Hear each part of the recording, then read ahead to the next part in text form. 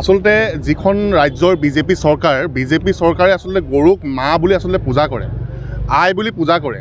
সেই আই আৰু মা পূজা কৰা বিজেপি চৰকাৰৰ আমোলাতে আচলতে এই যে গৰুৰ এনেধৰণৰ সৰবৰাহ, এনেধৰণৰ চিণ্ডিকেট আচলতে গঢ় লৈ উঠিছে। ইয়াতকৈ দুৰ্ভাগ্যজনক বিষয় চাগে মুখ্যমন্ত্ৰী হিমন্ত বিশ্ব শৰ্মাৰ বাবে আৰু একো হ'ব নোৱাৰে। এই বিজেপি চৰকাৰৰ দিনতে কয়লাৰ চিণ্ডিকেট, এই বিজেপি চৰকাৰৰ দিনতে চুপাৰীৰ চিণ্ডিকেট, আৰু চিণ্ডিকেট হ'বলৈ বাকী আছেগৈ কি এটা, ছাগলী, হাঁহ, গৰু, আপোনাৰ কুকুৰা, এইকেইটা চিণ্ডিকেট হ'বলৈ বাকী আছেগৈ। ই অতি দুৰ্ভাগ্যজনক আৰু আচলতে ধিক্কাৰজনক ঘটনা।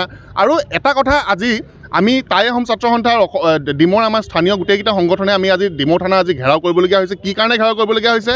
কিয়নো চিণ্ডিকেট চক্ৰই পইচা তুলি থকা অৱস্থাত স্থানীয় যুৱকে আটক কৰি তেওঁলোকৰ গাড়ীসমূহ ধৰাই পেলাই ইয়াত এজাহাৰ দাখিল কৰিছিলে। কিন্তু এজাহাৰ দাখিল কৰাৰ পিছতো এই পৰ্যন্ত কিন্তু চিণ্ডিকেট চক্ৰৰ যি দুজনৰ নাম দিছিলে আজিলৈকে তেওঁলোকে আটক নকৰিলে। আৰু তেওঁলোকে এতিয়া বৰঞ্চ খুব নতুন উদ্যমেৰে এতিয়াও ৰাজমাই বজাৰত যদি যায়, এতিয়াও তেওঁলোকে চিণ্ডিকেট চলাই আছে গাড়ীবোৰ আনি।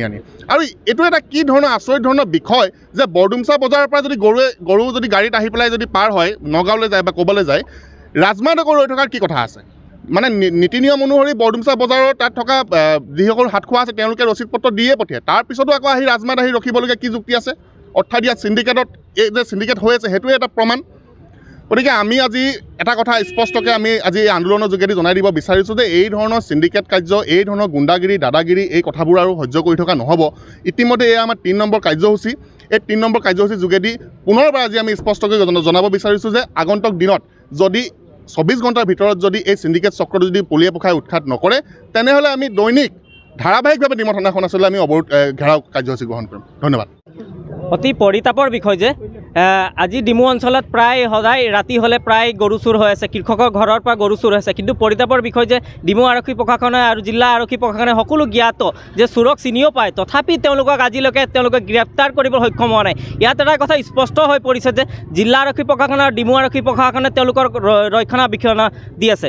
আৰু প্ৰায় আপোনালোকে দেখিবলৈ পাইছে যে দিন দুপৰতে ৰাজমাৰ সমীপত গজালি ওচৰত কেইজনমান ভেৰণীয়া গুণ্ডাই ৰখি পিনে তেওঁলোকে যি গৰু গাড়ী আহে তেওঁলোকক 3,000 পৰা 30,000লৈকে তেওঁলোকে চিণ্ডিকেটৰ নামত পইচা লয়। এইটো কিদৰে হ'বলৈ সক্ষম হৈছে? আজি সেইসকলক ৰক্ষণাবেক্ষণ দি আছে কেৱল ডিমৌ আৰু জিলা আৰক্ষী প্ৰশাসনে। আৰু ইয়াত নিশ্চয় ৰাজনীতিক মন্ত্ৰী বিধায়কৰ হাত আছে, সেইবাবে আজি তেওঁলোকক গ্ৰেপ্তাৰ কৰিবলৈ সক্ষম হোৱা নাই। আজি এই আন্দোলনৰ পৰা আমি ডিমৌ আৰক্ষী প্ৰশাসন বা জিলা আৰক্ষী প্ৰশাসনক সকীয়াই দিব বিচাৰিছোঁ।